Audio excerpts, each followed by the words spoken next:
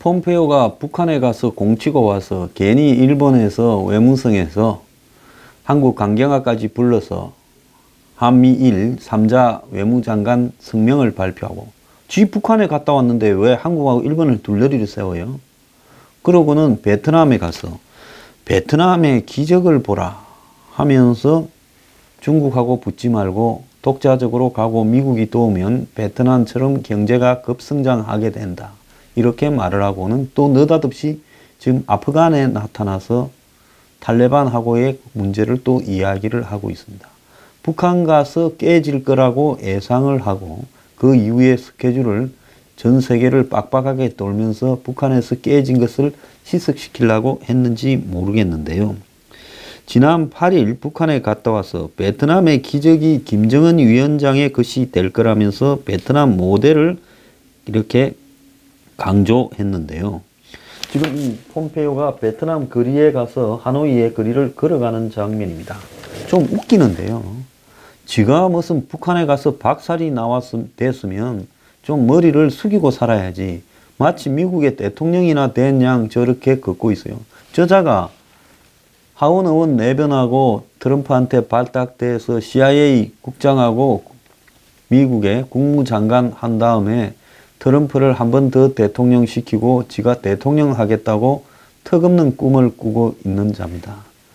자, 그래서 과거 상상할 수도 없었던 베트남의 번영민 미국과의 동반자 관계가 김정은 위원장의 지금 앞으로 앞날이다 라고 이야기를 하면서 트럼프 대통령은 북한도 똑같은 길을 갈 수 있다고 이렇게 말했다. 이렇게 이야기를 했습니다.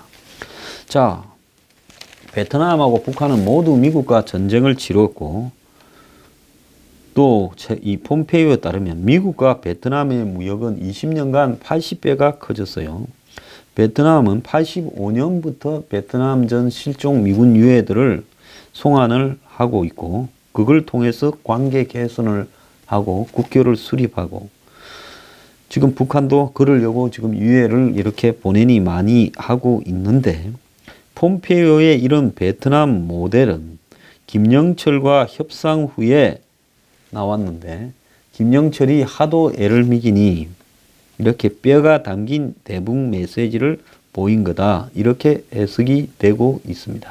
자, 그런데 이 대목에서 북한이 이번에 종전협정을 그렇게 매달린 이유는 판문점 이 정전협정 65주년 시점에 판문점에서 남북미 관계자가 모여서 종전선언을 하자라고 이렇게 밀어붙였어요.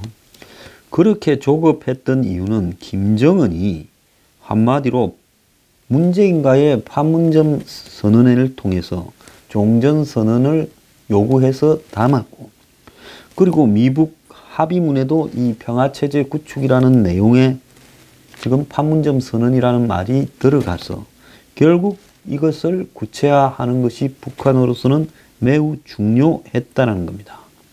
그래서 북한이 종전선언이라는 체제 보장을 들고 나오니 폼페이오가 베트남 모델이라는 걸 이야기를 하면서 너네들이 비핵화를 하면 베트남으로 갈 수 있다라고 이야기를 한 겁니다. 그리고 이 배경에는 중국이라는 문제가 있는데요. 베트남은 중국과 관계가 아주 좋지 않죠. 전쟁까지도 했지요. 그런데 북한은 지금 중국 뒤에 숨어서 중국이 북한을 강경하게 가도록 컨트롤하고 있다. 그래서 이 베트남은 당당히 중국한테 맞서는데 너네들은 언제까지 북한은 중국의 똘만이나 할래? 이런 말까지가 포함되어 있는 부분입니다. 그런데 베트남이 절대로 북한과 같이 갈 수 없어요. 왜? 베트남과 북한은 지금 전쟁 이후에 서로 가는 길이 완전히 다르다는 겁니다. 베트남은 이 굉장히 실리주의와 그 다음에 자주 독립주의를 주장하고 있어요. 베트남이 소련의 도움을 많이 받았지만은 소련하고의 관계도 통일되고 난 이후에 선을 그었고 중국과는 관계가 아주 안 좋아져서 이 베트남이 통일된 직후에 베트남 북부에서 중국군이 국경을 넘어서 베트남에 쳐들어갔다가 결국은 휴전을 해서 끝이 났지요.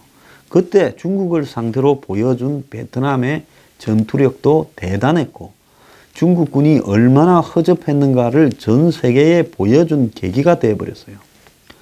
하노이가 이 베트남과 중국 국경에서 별로 멀지 않은데 중국군이 대단했으면 하노이까지 내려갔어야 되죠. 쳐들어갔다가 다시 후퇴를 한 겁니다. 그리고 베트남은 이 실리주의 노선을 채택하고 있어요. 자, 당시 베트남 전쟁에서 미국과 그 다음에 미국을 지원하는 우방국들과 싸웠지만은 베트남은 통일이 되고 난 직후 머지않은 시기에 자신들을 도왔던 사람과 거리를 두고 또 자신과 싸웠던 사람과 관계 회복을 위해서 노력을 할 만큼 베트남의 지도층은 상당히 인텔리고 합리적이었다는 겁니다. 공산주의자라도요. 원래 이 사람들은 민족주의가 당시에 지원하는 쪽이 소련 공산당이나 중국 모택동밖에 없으니까 공산당으로 간 것이지 베트남식의 독특한 공산당이라는 부분은 실질적으로 이 소련식 공산당과는 사이가 크다라고 봐야 되는 겁니다. 그러면서 중국과 전쟁, 소련의 붕괴를 지켜보면서 베트남은 독자적인 정책 노선을 강화했어요. 그러면서 사회주의 이데올로기보다는 경제 발전에 더 치중을 하고 덩소평보다 훨씬 더 베트남이 오래전에 실리적으로 갔습니다. 그래서 전쟁을 했든 안 했든 이웃 국가들과 우호적으로 경제 협력을 최우선에 놓고 간 거예요. 그래서 70년대 말까지 유엔이나 각종 세계 기구들에 가입을 했고 그래서 대부분의 세계 기구들을 80년 초까지는 가입을 다 했습니다. 그래서 오죽하면 지금 중국과 영해를 놓고 긴장 관계에 있고 전쟁을 치른 미국과 합동 군사 훈련을 하고 있고 핵과 관련된 논의까지도 하고 있어요. 그 다음에 외국인 투자 유치나 통상 관계 이런 문제에 굉장히 집중을 하고 있어요. 그래서 베트남은 80년대 중반에 도이머이라는 개혁 개방 정책을 추구를 했습니다. 그러니까 소련이 페레스트로이카나 글라노스트를 할 때 그보다 더 빠르게 대외적인 개방 노선을 추진했다는 거예요. 그래서 서구 국가와 통상적인 관계를 확대하고 기술과 자본 도입 등을 하기 위한 개방 정책을 취했고요. 그래서 외국인 투자 유치, 사기업을 포함한 경제 개혁, 교역 활성화 이런 부분에 매우 집중했고 91년에는 자신들과 관계가 나빴던 중국 캄보디아와도 화해했고 그리고 자신들과 불편한 나라들과 전부 관계 개선을 했고 94년에 빌 클린턴의 지금 정권 때 미국의 베트남 금수 조처를 해제시켰어요.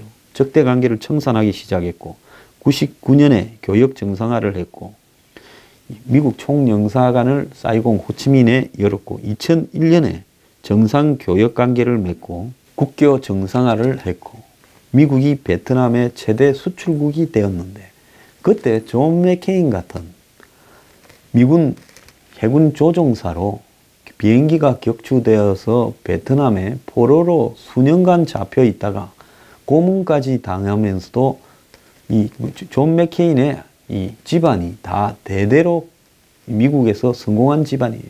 군에서. 그래서 이지스함 같은 경우에 지난번에 사고 난 함정 이름이 아마 맥케인이라는 이름이 담겨 있는 배였어요. 그래서 이런 집안의 자식이니까 월명이 먼저 석방을 시켜주려고 하니까 선입선출이라면서 앞에 들어온 사람이 석방되기 전에는 내가 안 나간다고 했던 정도로 이렇게 고생을 했어요. 그래서 한 손이 마비됐죠. 그럼에도 불구하고 나중에 이제 포로가 석방이 되고 미국에 가서 상원 의원이 되고 대통령 선거에도 나서고 했는데 베트남이 미국과 관계 개선을 할 때 맥케인을 불러다가 극진하게 대접을 하고 활용을 함으로써 존 맥케인이 베트남에서 포로 생활을 했는데 그것이 미 베트남 간의 관계 개선에 큰 동인이 되는 쪽으로 역이용을 했었습니다. 그래서 미국하고 2000년 초반에 이렇게 관계 개선을 하고 그 다음에 주변 나라들과 공동 무슨 무역협정이니 이런 것을 계속 맺어가고 있죠. 그래서 2015년에 한국하고 아주 빠른 시점에 FTA가 체결되었어요. 그리고 오바마 때 2016년에 베트남과 미국이 포괄적 협력 관계를 맺어간다라고 이렇게 결정을 했습니다. 베트남은 공산당이 5년마다 한 번씩 이 지도 체제를 이렇게 바꾸는데요. 공산당의 당 서기장이 1이고 서열 2위가 국가 주석이고 서열 3위가 국회의장이고 서열 4위가 총리가 하고 있습니다. 그리고 그 밑에 정치국은 19명이 이렇게 있는데요. 근데 당 서기장이 형식적으로는 서열 1이지만 그것은 전통에 의한 부분일 뿐 사실상으로 서열 1이라는 것은 상징적인 것이지 별 의미가 없고요. 그 다음에 90년대에 이미 이 권력을 국가위원회로 이제 이양을 했어요. 그래서 국가위원회는 대통령, 부통령, 당 비서, 당위원회 멤버 등이 이렇게 이제 협의해서 끌고 가는데 이후에 도이모이 정책에 의해 가지고 총리한테 이 권한을 갖다가 다 행정 권한을 이양을 했습니다. 그래서 1위라는 당서기장은 그냥 당이 정부의 지배를 하고 있다라는 상징적인 위치에 머물고 있고 주석이 대통령인데 2위가 이 대통령은 상징적 지도자고 서열 4위인 총리가 행정부를 실질적으로 끌어가는 지도자이며 모든 경제적인 그 다음에 국내적인 문제에 대한 권한은 사실상 행정부를 끌어가는 총리에 의해 지금 되고 있는 겁니다. 그래서 북한처럼 70년 이상을 한 패밀리가 세습 독재를 하면서 거의 전무후무한 이 전체주의로 끌고 가는 데 반해서 베트남 같은 경우에는 공산당 일당 체제로 끌어가고 있지만 그런 어떤 공산당 일당 체제라는 모습 외에는 완전히 집단 지도 체제를 통해 가지고 5년마다 한 번씩 이제 지도부를 바꾸지요. 물론 지금 이 당서기장이 한 번 유임을 했는데 한 번까지는 유임을 시킵니다. 그래서 1인에게 과도한 권력이 집중되지 않도록 하고 있어요. 덩소팽이 지금 중국도 그래 놨는데 중국은 점점 이 주석의 권한이 강화되더니만 지금 시진핑이 황제가 됐는데 베트남은 절대로 그렇게 되지 않도록 지금 호치민 유언을 따르고 있어요. 그래가지고 집단 지도 체제를 이렇게 유지하고 당과 이 정부와 또 행정의 권한을 이렇게 균형과 견제로서 철저하게 배분을 하고 그래서 정치 권력의 평화적 교체를 하는데 호치민이 권력 배분을 통한 베트남 정치의 대원칙을 확립을 해놨다라는 거예요. 그래서 이 초대 주석이 호치민인데 프랑스식 대통령 제도와 같게 해놨고 그래서 이 주석이 국가 정부의 수반 총리를 포함한 내각을 임명할 권리를 줬고 군 통수권자로 이렇게 되어 있습니다. 그래서 내각을 임명하고 군 통수권자지 실제로 내각을 정부의 각 행정부서 경제사회 전반을 끌고 가는 것은 또 총리가 다 하고 있어요. 이런 부분 때문에 베트남에는 당서기장이 누구인지 그리고 당의 주석이 누구인지 총리가 누구인지가 잘 드러나지 않고요. 가장 활발하게 활동을 하는 사람은 총리로 이렇게 보통 드러나 있습니다. 그렇기 때문에 이런 베트남에 있어서 한마디로 지금 사유화를 확대시켜가고 사회적 불균형을 억제하고 군의 숫자를 과감하게 줄여가고 또 외교에 있어서 과거에 얽매이지 않도록 하고 한국에 대해서 사과할 필요 없다는데 과거에 한국군의 베트남 참전에 대해 김대중 정부 때부터 한국 정부가 좌파가 집권할 때마다 계속 베트남에 가서 지가 사과하고 있어요. 베트남은 과거는 과거다. 앞으로 잘 해나가면 된다라고 이야기를 하고 있지요. 지금 베트남에 유일하게 남은 문제가 일당 독재 유일 공산당 정권인데, 자, 이런 어떤 공산당의 정치적 독점이 언제까지 유지되어 갈 것인가가 지금 베트남 지도부의 심각한 고민이라는 거예요. 그래서 베트남이 지금 2,500-600달러 정도의 국민 소득을 이렇게 유지하고 있는데, 베트남의 제일 큰 고민은 부정부패다. 그래서 정치 지도자들이 솔선수범이 필요하다 해서 고민을 하고 있을 정도예요. 그래도 베트남의 정치 지도자들은 중국의 정치 지도자들처럼 지가 지 친인척이나 자식들에게 거대한 재산을, 또 국가의 중요한 경제적인 부분들을 독점하고 있는 이런 짓거리는 안 하고 있어요. 그래서 베트남은 중국보다도 훨씬 수준이 있게 사회주의를 자연스럽게 자본주의 체제로 전환시켜 가고 있고, 그 다음에 이 독재라는 것은 꿈도 꾸지 못할 정도고, 그런 부분에 대해서 국민들이 억압을 별로 느끼지 않고 있다는 겁니다. 그렇기 때문에 중국 가보고 베트남 가보고 북한 가보면 베트남이 얼마나 중국보다 맹목적인 지금 국민 소득은 좀 떨어지더라도 얼마나 이렇게 살기 좋은 상태인가. 물가 싸지요. 참 살기 좋은 나라예요. 그리고 베트남은 기업들이 가서 기업하기도 그래도 불편한 점이 있지만 중국이나 북한보다는 훨씬 나은 나라지요. 이런 베트남의 기적을 보라고 말을 하는 부분은, 북한은 절대로 베트남이 될 수 없는 거예요.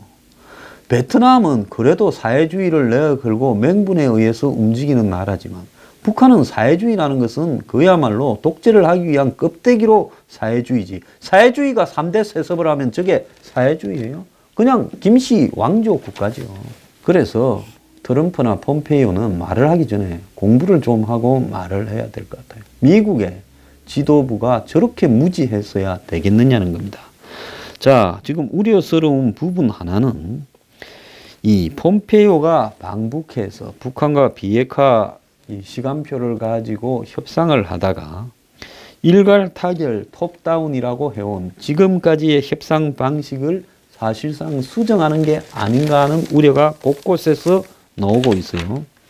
자, 폼페이오는 방북을 마친 다음에 비핵화와 안전보장, 관계 개선을 동시에 하겠다 했는데, 경제 제재는 비핵화가 완료될 때까지는 지속하겠다라고 말을 했습니다. 그래서 미국이 북한의 비핵화 조치에 경제 제재를 제외한 체제 보장과 관계 개선을 동시 병행한다라는 말을 공개적으로 한 것은 이번이 처음이라는 겁니다. 지금까지는 비핵화를 먼저 해라고 했는데, 자, 이번에는 체제 보장이나 관계 개선을 비핵화가 진행이 되면 거기에 따라서 해 나가겠다고 사실상 북한이 주장하는 단계적, 동시적, 장기적 조치에 대해서 수용을 하는 것처럼 이야기를 한 겁니다.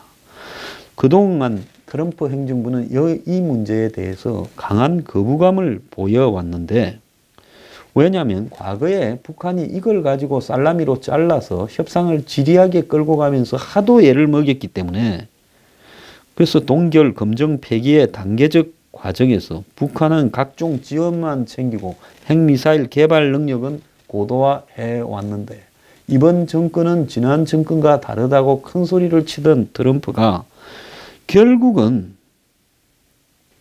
일괄 타결이라는 주장을 포기하고,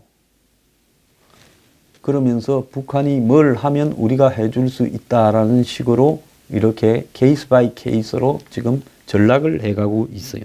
북한의 풍계리 핵실험장 폐기를 거론하면서 이걸 평가하고, 또 동창리 미사일 엔진 시험장을 폐기를 하라고 이야기를 하면서 그런 것까지가 진행이 되면 뭘 해줄 것처럼 이야기를 하면서 북한에 완전히 말려 들어가고 있다는 겁니다. 자, 그래서 이 비핵화와 안전 보장을 동시에 진행하면 이 주한미군에 이것이 적용될 경우에 북한이 자신의 안전 체제 보장을 해라는 말은 결국 주한미군을 해체해 가라는 이야기일 건데, 그러면 주한미군의 지위와 규모도 영향을 받게 될 거고, 결국은 주한미군이 협상 대상으로 테이블에 올라갈 수밖에 없는 것이 시간 문제라는 거예요. 자, 북한은 최대의 체제 위협을 주한미군으로 그간 이야기를 했습니다. 자, 미북 회담이 성사된 뒤 이번에는 과거와 다르다. 톱다운 방식으로 트럼프 김정은이가 밑을 내리보내서 밑에서 지리하게 협상을 한다면서 시간을 끌지 못할 거다 이렇게 말을 해왔는데, 정작 6.12 미북 회담을 하는 날도 톱다운이 아니라 밑에서 지리하게 시간을 끌도록 해놓고는 협상 1시간 반 전에야 북한이 불러주는 대로 적어놓은 협상문을 읽었어요. 문재인도 그렇게 했고 트럼프도 그렇게 했습니다. 그때부터 이미 틀려 먹은 거라는 거죠. 그래서 결국은 지금도 한번 보세요. 실무자들끼리 7월 1일입니까? 서울에서 만나서 지리하게 협상을 했지요. 또 무슨 유해 발굴단을 따라서 미국의 대표단이 북한에 가서 협상하고 있다는 이야기도 있었는데, 그 협상의 결과가 뭐냐는 거예요. 트럼프가 3월 8일 날 협상하자, 만나자 해가지고 6월 12일까지 협상을 어디서 하는 것처럼 대단하게 CIA 무슨 북한 임무센터니부터 성계민이 다 등장하면서 바람을 잡더니만 기껏해야 그날 아침에 쓴겠다고. 그로부터 또 다음 주부터 협상이 시작된다. 직통 전화번호를 따서 전화를 할 거다. 북한에 들어가 있다 하더니만 판문점에서 만나서 1시간인가에 끝나버렸고, 북한에 들어가서 고작 회담 7시간 하면서 나온 내용은 아무것도 없다라는 겁니다. 그러면서 이제 실무 워킹 그룹이 만들었다. 그럼 지금까지 성김하고 최선희하고 이야기한 게 워킹 그룹이 아니고 그건 실무자가 아닙니까? 정말로 이해하기 어려운 짓거리들을 하고 있다는 거예요. 지금까지 톱다운 방식으로 한대놓고 이제는 실무 워킹 그룹을 만들었대요. 그럼 미국이 톱다운 방식으로 일괄 타결한다다가 이제는 밑에 실무자들끼리 합의되는 데 따라서 단계적 동시적으로 간다고 바꾸었느냐. 그 부분을 미국이 분명히 해야지요. 다시 바텀업, 즉 밑에서 위로 올리는 방식으로 되돌아갔다라는 겁니다. 그럼 이거는 기본적으로 시간이 걸릴 수밖에 없는 방식이고, 결과론적으로는 미국이 북한의 단계적, 동시적, 장기적 조치에 그때마다 북한이 1개 하면 미국이 2개, 3개 해주는 쪽으로 가게 되고, 그 첫째 이 파괴 대상은 주한미군이 될 수밖에 없다라는 겁니다.